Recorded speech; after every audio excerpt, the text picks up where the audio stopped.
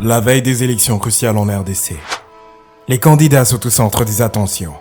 Parmi ceux qui doivent affronter Félix Tshisekedi, Moïse Katumbi, richissime ancien gouverneur du Katanga, capte les attentions. Je voudrais d'abord diriger la province comme une entreprise, comme j'ai dirigé ma propre société. La loi ne permet pas qu'un gouverneur fasse les affaires. Il est dans les mines, il est dans le pétrole, même dans le petit commerce. Je dois démontrer comment.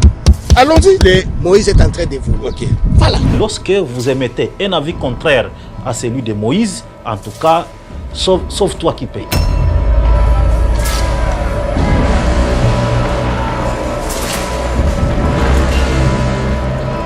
Moïse Katumbi, je connais ses méthodes. C'est ça le grand problème. Moi, je connais comment il opère. Il ne devait pas répondre par la violence, surtout à une critique politique verbale. On répond à l'argument par l'argument.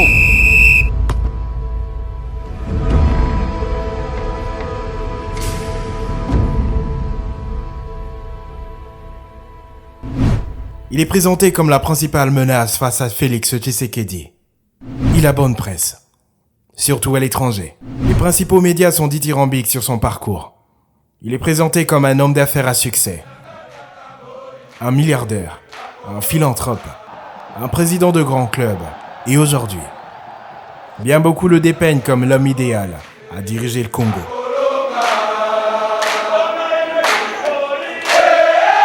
Poser seulement la question aux sociétés minières, poser la question aux sociétés de transport, poser la question aux hôteliers. Mais tous ces gens-là vous diront que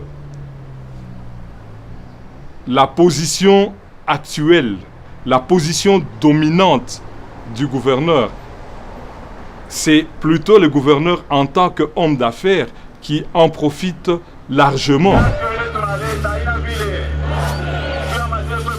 Cependant, loin de cette épaisse couche de brouillard communicationnel, qui est vraiment Moïse Katumbi, d'où vient-il? Quel est son vrai parcours? Son bilan en tant que gouverneur? Comment s'est-il si enrichi?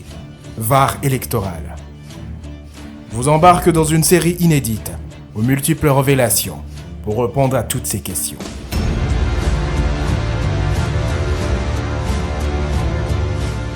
Moi, c'est 60 millions. Mais les Européens qui sont en partenariat avec la GECAMINE ont gagné combien de milliards? Si c'est un Congolais qui gagne 60 millions, d'abord 60 millions, c'est quoi? Tous ceux qui sont connectés au pouvoir, les hommes d'affaires qui sont proches du pouvoir, font des bonnes affaires. Et il a compris qu'il est, en étant au pouvoir, il peut faire des bonnes affaires. Prenez le nombre de sociétés qu'il avait avant, qu'il ne devienne gouverneur, lui et sa famille, et prenez le nombre de sociétés qu'il a aujourd'hui.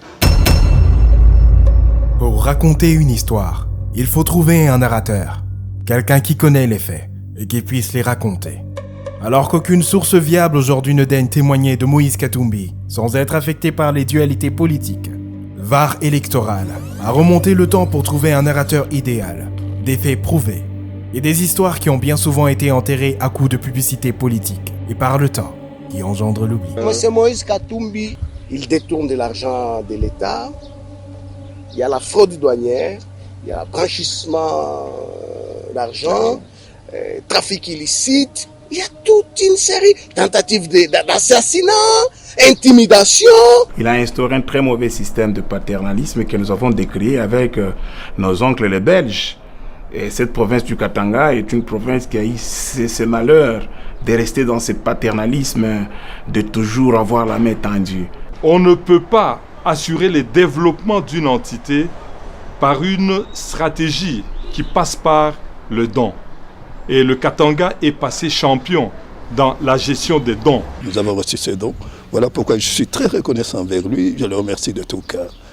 Parce qu'il s'agit d'un don personnel de son Excellence le gouverneur. Il fait des dons. On ne sait pas si ce sont des dons privés ou ce sont des dons de l'État. Donc, il ne rend compte à personne.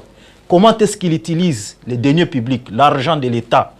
Il a refusé de donner toutes ces preuves-là. La fortune à Moïse Katumbi. La fortune, ce qui est fortune, moko, a vu d'une manière officielle. Il est né dans une famille d'entrepreneurs, c'est bien. Mais Oibi, et puis Tofandanier. Non. Il a affaire à une population extrêmement pauvre qui pense qu'il est le Messie. Hein, il est le Messie, non pas dans le sens de quelqu'un qui met au point un programme cohérent de développement, mais plutôt quelqu'un, quand il apparaît, c'est comme si on a cessé d'avoir faim. Ici, nous sommes maltraités. Les travailleurs ne sont pas respectés ici. On travaille beaucoup, mais peu de salaire.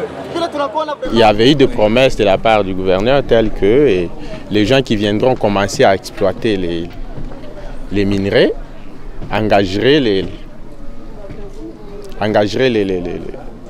les creuseurs, chose qui n'a pas été réalisée.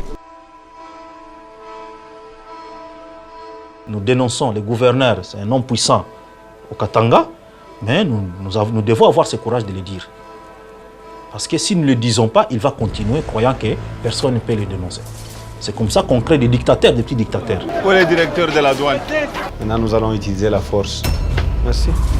Je fais l'objet d'intimidations, d'appels anonymes. C'est tous les jours comme ça. Et il faut dire qu'à un moment, je ne passais plus la nuit chez moi. Il y a trafic d'influence, il y a abus du pouvoir. Et c'est la dérive à laquelle nous assistons par rapport à monsieur le gouverneur.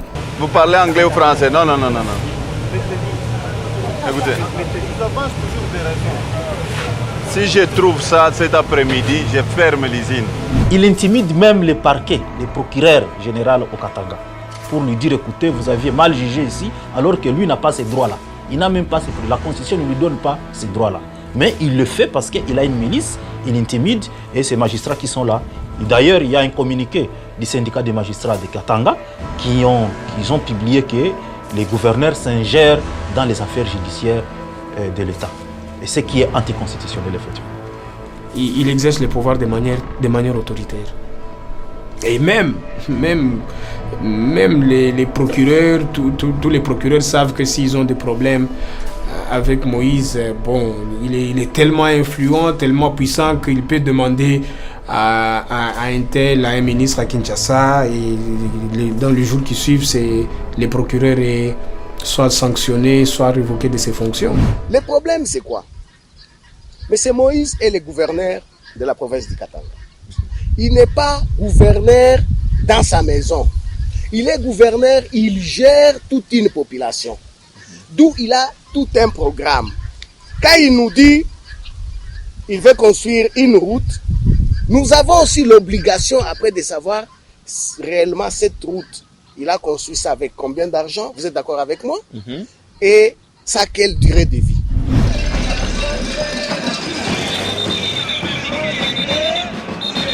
Moïse Katumbi a voulu faire une démonstration de force aujourd'hui pour faire le bilan.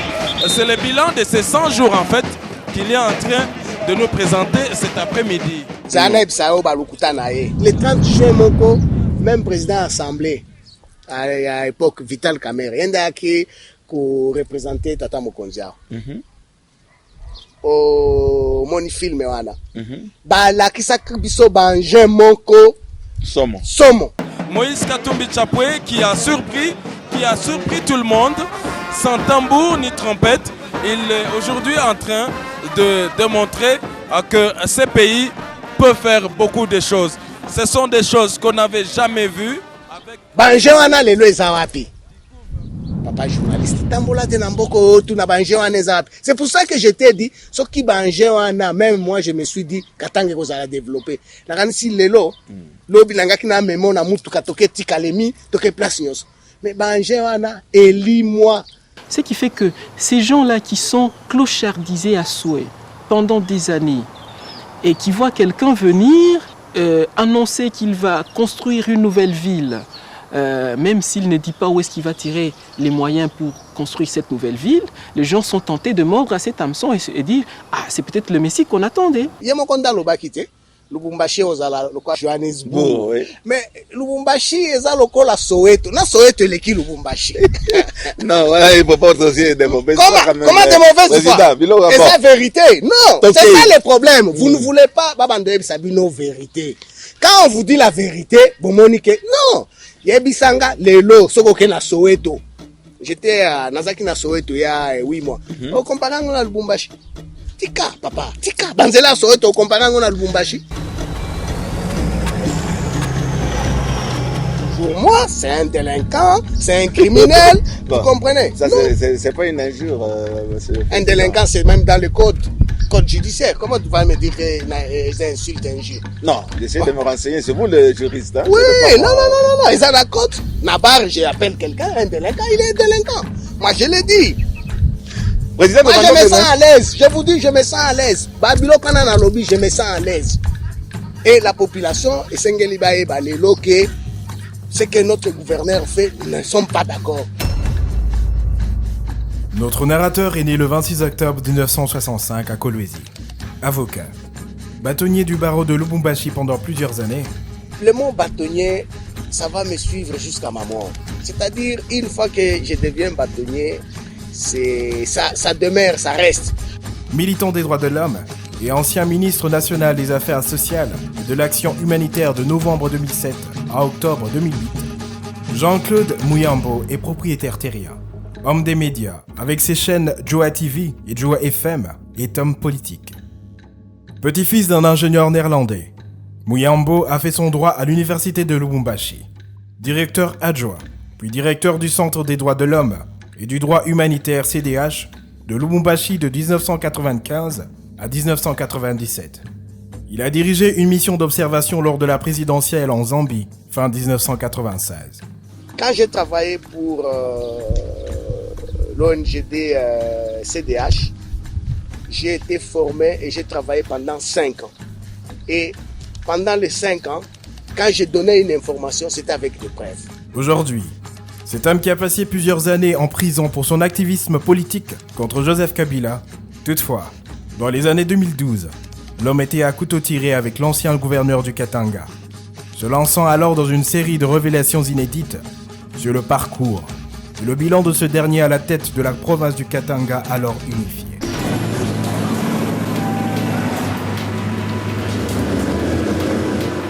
Nous constatons que le bilan est négatif.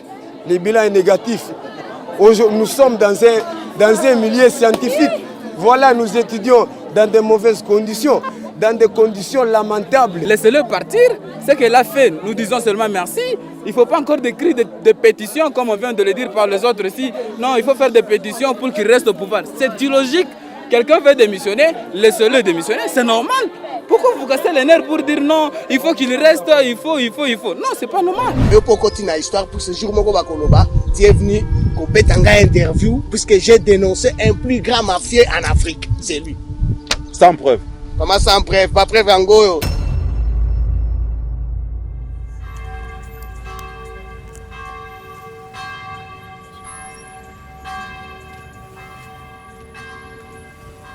Eh oui, des Congolais courageux ont tout tenté pour attirer l'attention. Mais hélas, le Congo a souvent fait la sourde oreille. Moïse Katumbi quittera son poste de gouverneur en 2015, non sans être poursuivi en justice par Joseph Kabila, qui portera personnellement plainte contre l'ancien gouverneur pour corruption, détournement et fraude douanière. C'est au même moment que choisira le président du TP Mazembe pour devenir opposant, dénonçant tout à coup Joseph Kabila comme dictateur.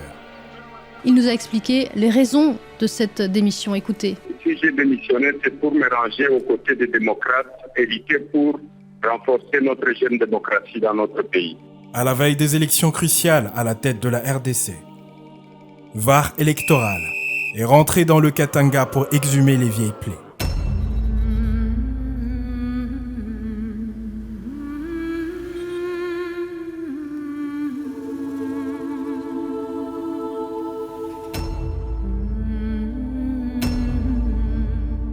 D'autres voix s'élèvent pour rappeler les cadavres jonchés dans le placard de l'ancien gouverneur. Moi, je ne suis pas là pour dire du mensonge. Quand les autres disent que l'ancien gouverneur a construit des écoles, mais ce ne sont pas transparents. Comme ici, à Kachogwe.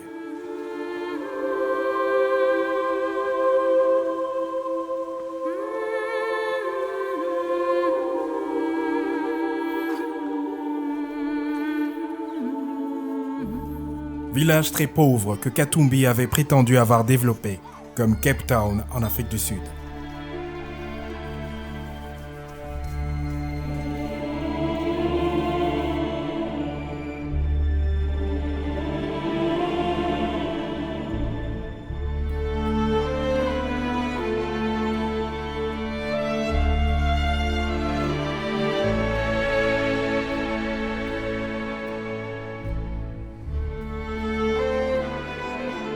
C'était triste de constater qu'il n'y avait qu'un espace là où le maman s'accouchait et à côté de cet espace, il y avait une salle d'hospitalisation.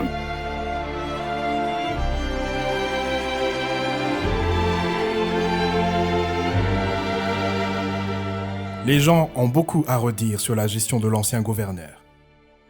De l'autre côté, très loin de Kashobwe, dans la province du Lualaba, ce territoire du pays qui a tout offert, tant à la République qu'à la province du Katanga, dans sa vieille configuration. Des témoins oculaires d'une gestion calamiteuse alertent. Allons même dans la province du Haut-Katanga où le gouverneur Moïse était en train de siéger avec son bureau dans cette province-là. Demandons seulement l'histoire. Combien de bâtiments il a construits pendant qu'il régnait comme gouverneur. Donc aujourd'hui, aucune province dans notre grand Katanga n'a eu, en tout cas, un développement qu'on peut dire. Non, mais c'est manque d'une vision, manque d'un leadership, manque de volonté politique, au fait, parce que les moyens étaient là. Donc il n'y avait qu'un manque de volonté politique